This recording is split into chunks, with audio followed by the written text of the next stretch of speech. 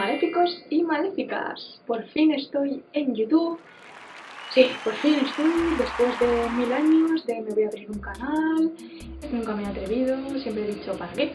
Si es que luego no me va a ir bien. El pensamiento negativo ya me lo he quitado encima, ¿vale? Me habéis animado muchísimo y creo que es lo que tengo que hacer. O es que sí, es que me gusta, siempre me ha gustado y siempre lo he querido hacer, con lo cual hoy me decido, pum, y lo hago. Y aquí estoy grabando mi vídeo de presentación que tanto me está gustando hacer, porque es muy difícil.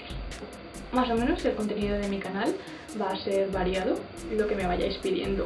Yo encantadísima de hacerlo, sobre todo lo que me pidáis, porque creo que a todos nos gustaría ver diferentes cosas, entonces lo que me pidáis lo intentaré hacer.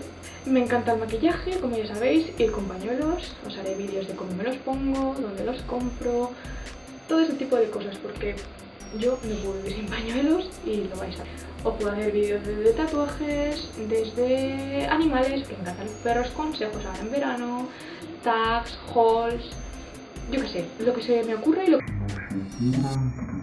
Esto quiero que sea algo global, que no sea mío y yo no soy así, de nunca lo seré, ¿vale? Así que espero que disfrutéis con los vídeos que vaya subiendo. Intentaré subir lo más rápido posible, lo más seguido posible y no dejarlo de lado. Ya que me he decidido a meterme en este proyecto, me encantaría que fuese genial y fuese todo muy seguido, ¿vale? No defraudaros y cualquier duda, mi crítica constructiva, obviamente, de lo negativo, lo leeré, pero intentaré olvidarlo.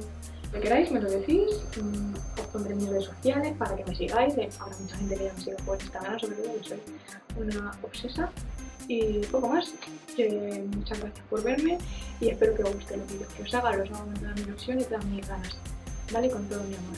Un beso para todos y para todas, que sois lo más bonito que hay.